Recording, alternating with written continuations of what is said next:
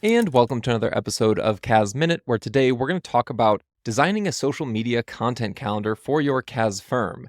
This is part one of a two-part series, where today we're going to talk about what's the importance of a social media calendar, defining goals, and then starting to walk into how do you build a content calendar.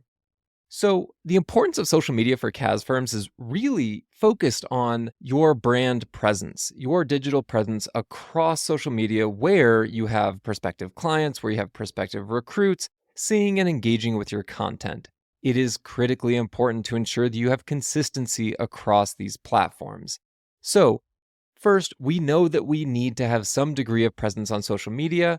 Two, we know that it needs to be consistent and portray our firm in a light that we want it to be portrayed in. As we think about defining goals for social media management, we really need to start by clarifying the objectives. Why are you on these platforms? What is the purpose of your social media presence?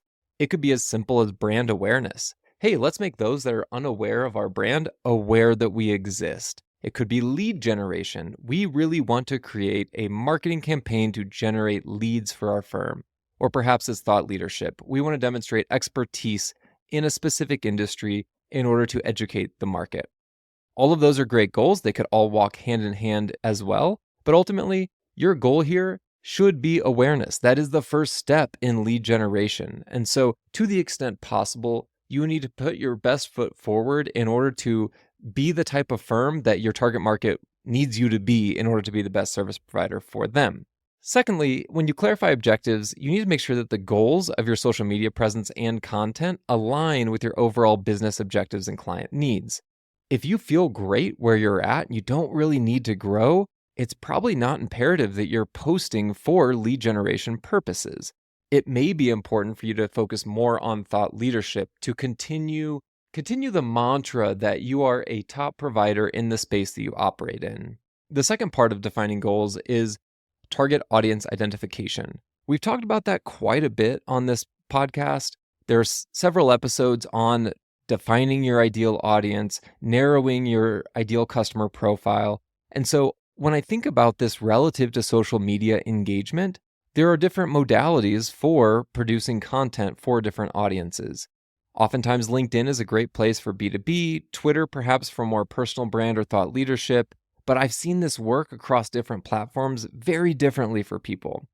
At the end of the day, you need to tailor your content to resonate with different audience segments. You can do this via A/B testing and trying different messages and different ways of posting, different styles of posting to see what resonates with your target market.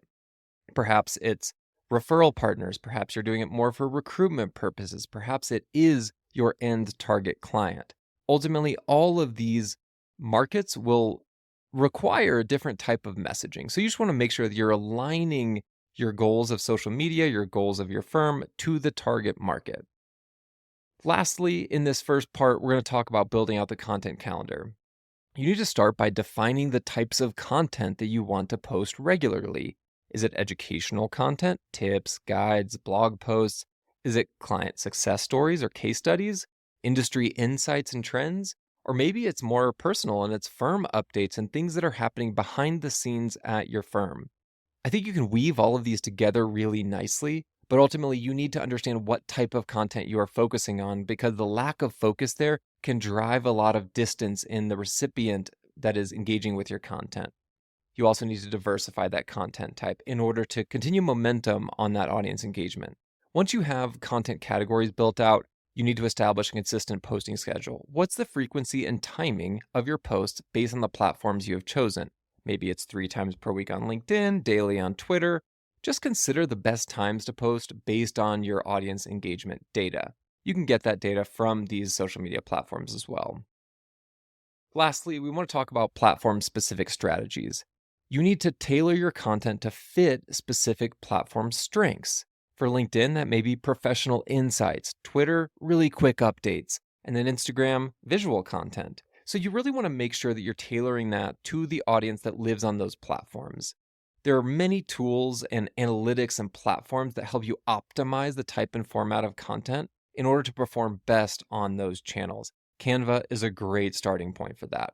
So there's part one. Part two, we're going to talk about content creation and curation. and tools for managing and automating the calendar. We may also hit on measuring and analyzing performance as well. Hope that's helpful. Till next time.